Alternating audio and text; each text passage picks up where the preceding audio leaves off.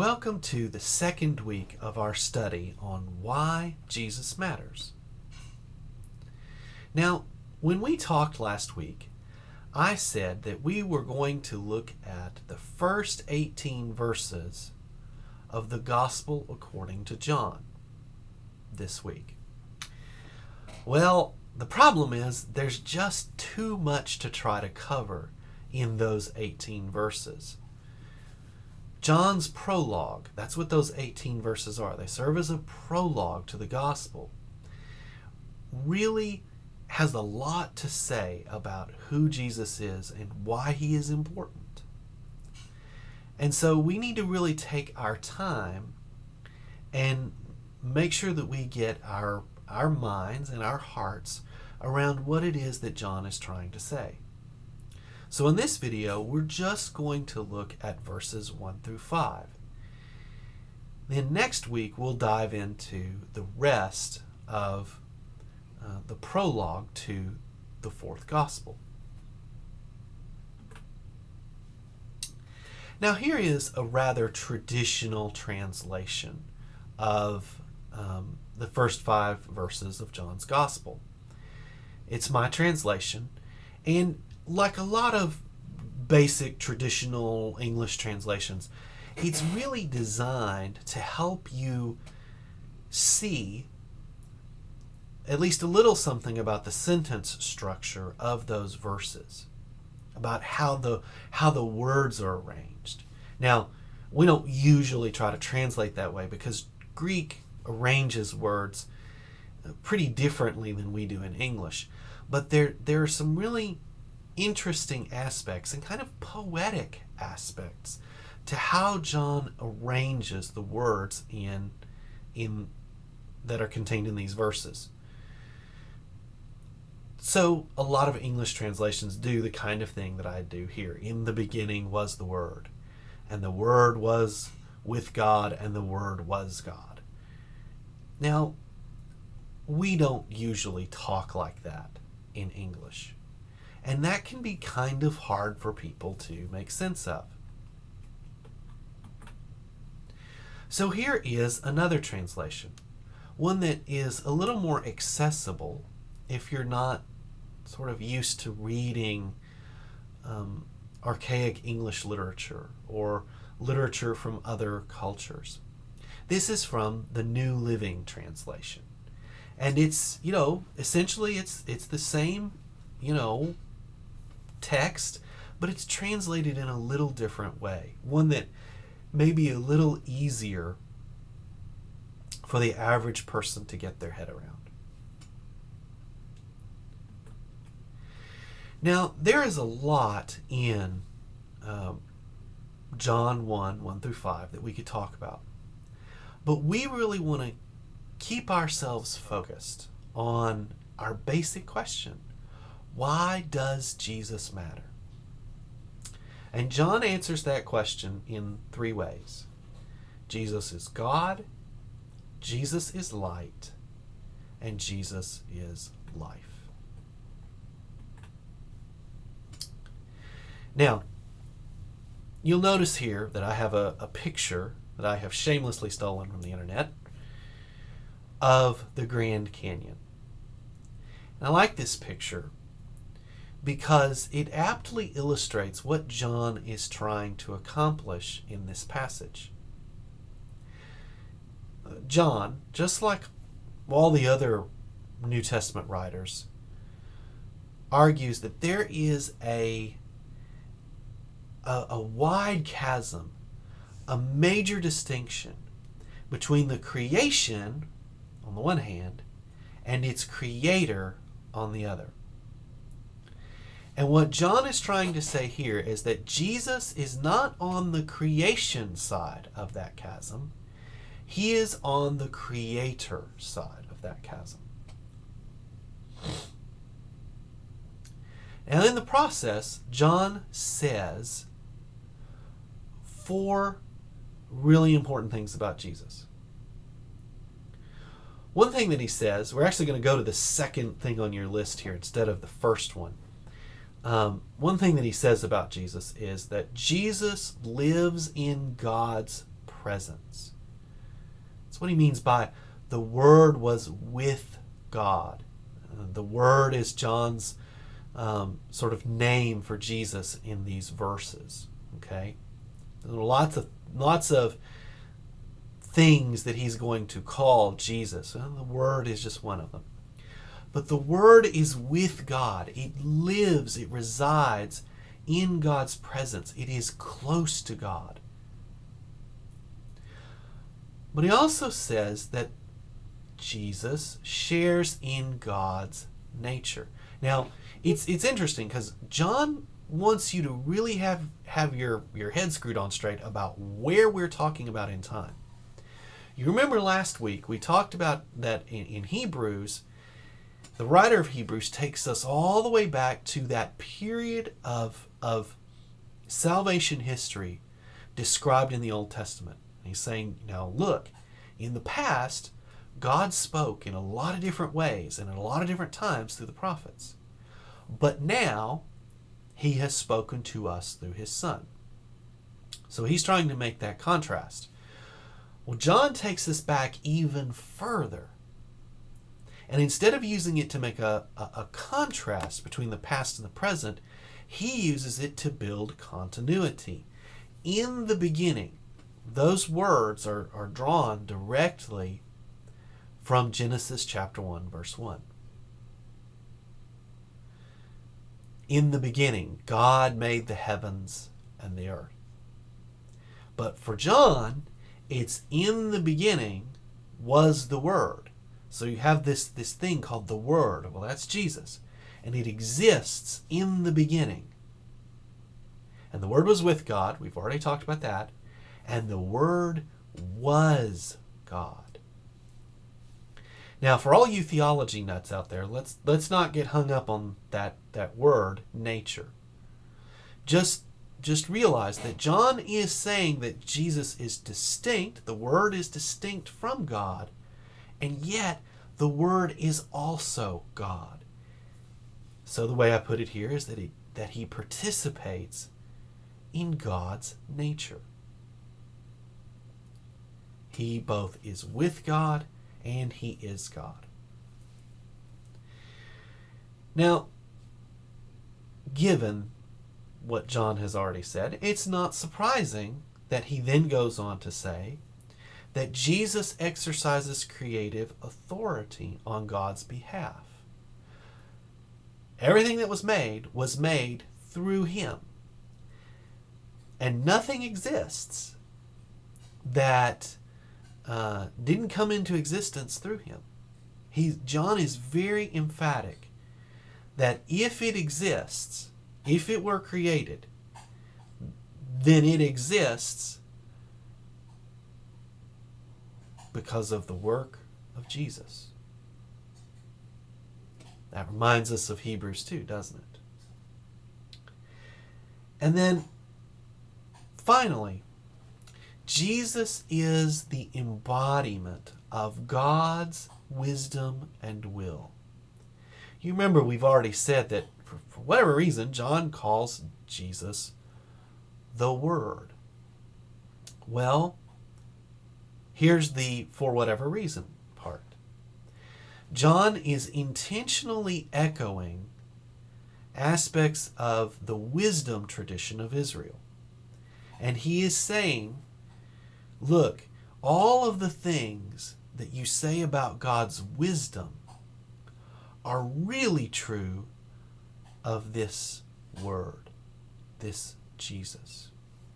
He is the embodiment of God's knowledge, of God's understanding, of God's discernment.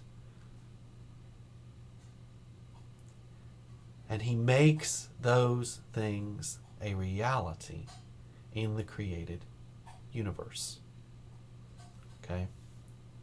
So that's what John is really trying to tell us when he says that Jesus is God. But he doesn't just stop there. That would be enough for us to kind of chew on for a while. But he says that Jesus is also light. Now, Light reveals truth. That was one of the primary ways that this analogy of light was used in the ancient world, and we use it the same way. Light shows you what's really going on in a room. So if you walk into a dark room, you may see some broad outlines of what's happening in that room, what exists in that room. But then if you flip on a light switch or light a candle or turn on a flashlight, all of a sudden you see things clearly. You know exactly what's in that room. In the same way, light reveals goodness. So, light for John doesn't just show us what is true, it also shows us what is good. And it itself is good. Imagine yourself, and we'll come back to this in a second, imagine yourself walking in an ancient wilderness. It's dark, it's cold, you're hearing lots of strange sounds around you, you're scared, and all of a sudden you come over the crest of a hill, and down in the valley you see light. That light just warms your heart. Why? It's a sign of civilization. But it also, there's just something about it that just makes you think, oh, this is good. These people are good. I can come here and be safe. Furthermore, light is victorious. There at the end of verse 5, you have this interesting statement. And the darkness has not overcome this light that has come into the world. It's interesting, that Greek word can mean overcome, as I have translated it. It can mean understand or comprehend. And perhaps John meant both. But it's certainly true that the darkness, which represents all those things that are wrong and bad about our world, cannot overcome the light that is manifest in Jesus. And then that final point there is actually rather important later on in John. The light attracts people to it. The light is attractive. Now, for some people, it's not. John chapter 3, verses 20 and 21 reminds us of that. Some people, they turn away from all that is true and all that is good because they'd really rather just live the way they want to live. Live in ways that are saturated by darkness and error. But the light is also attractive. People see it. They see what it is. They know that it's true. They know that it's good, and it draws them in. Sort of like, moths to a flame. Right?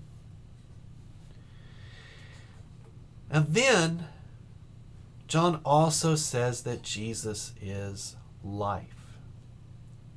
Now, John does not mean sort of life in terms of biological processes. He doesn't even mean life necessarily in terms of continuing spiritual existence. For John, life is defined in terms of one's knowledge of one's Maker, one's knowledge of God, and the fellowship and interactions that we have with God. Look in John chapter 17, I think it's verse 4, and you'll see that. So for John, when he's talking about life, he's talking about what it means to really live. And ironically, he says that that life is encapsulated, is embodied in a person.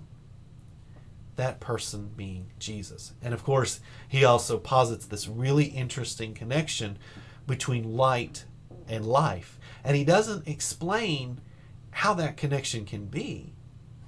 Because after all, fire is not really alive in that sense. In fact, it burns trees like this down to the ground. And yet, for John, there is a connection. Light and life coexist in the person of Jesus. So, John's way of answering our question begins with these three suppositions. Jesus is God, Jesus is light, and Jesus is life. And in order to kind of think about how these claims that John makes answer our question, why Jesus matters, I think it would help us to walk through a few discussion questions. And the first one is basically this. If Jesus is who John has claimed that he is, how likely is it that there's anybody else out there who fits that same description? And the second follows right upon with it. If Jesus is who John claims that he is, and if he is uniquely that person, then how likely is it that any other religious leader or philosophical teacher can actually lead us to the right way of thinking or doing? That is, of course, unless they're leading us to Jesus. Right? And then we get into a little more of the specifics of John's claims about Jesus.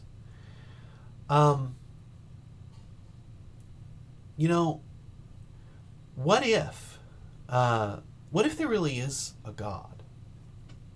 That's really the question we're trying to get at here in number 3. What if there really is a God?